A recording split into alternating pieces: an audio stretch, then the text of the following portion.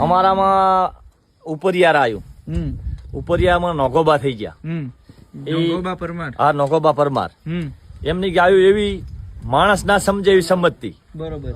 એ પછીડી માથે એમને ખેતર ચારવા જવું હોય તો આજુબાજુ વાવેલું પછીડી માથે ગાયો હાલતી. બરોબર. પછીડી માથે હાલે એટલે ખેતર વાળો કે આ માણસ કેવી રીતે આ ગાયો લઈ ગયો ખેતરમાં. પછી ખૂબ તારે અમારે રજવાડા હતા. બરોબર. રાધનપર બાસી નું ગામ નબાપનું. પછી આ કીધું કે મારે બધું હવે જોડ સારી જો પણ માણસ છોર હાથ આવતો નથી. આ કી રીતે સારી જો એટલે મારવાની શું કે પેલું સત્તા રજવાડાની એટલે કરે શું એટલે આ કે માનવું નથી આપણે.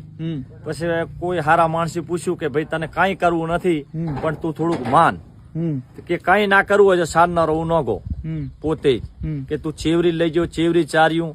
પછી એમ કરતા કરતા થોડો એ જી નબાબમાં વાત રાજામાં કે અમારામાં આવા હિન્દુ એમાં ઢોર હે ને આવું સમજે ને આવું ચરે. રાજા તો છે આ તો કીધું કે ભાઈ આ રીતનું હોય તો મારે ગાયું જોવી જ છે કે હું કહું કરી આપે. બરોબર. આમને પટેલે કીધું ભાઈ રહેવા દો ને. નો કે કીધું રહેવા દો ને કે ના કરવું પડશે કે કીધું તો નબાબ નો હુકમ થયો. બરોબર. તે કહેતા પાણીમાં બારી કાઢે આખો દાડો જે એને ચારવું ચારે. બરોબર. ઉભા ગવાર ને ચાર્યું ચારી. બરોબર. અને જયારે ના નીકળે તો કે માથું ઉતારી લો. આવો હુકમ થઈ ગયો રાજાનો.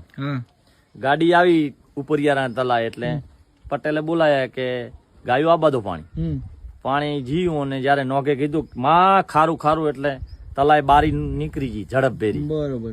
કે હવે આ પાવો. નબાપે કીધું પાણી પાવો કે હવે આજ ના પીવે કાલ બપોરે પીવે. પણ આ તમારે નતું કરવાનું પણ હવે જે કર્યું ભગવાન માતાજી.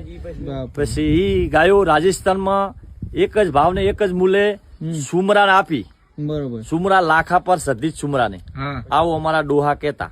બરોબર.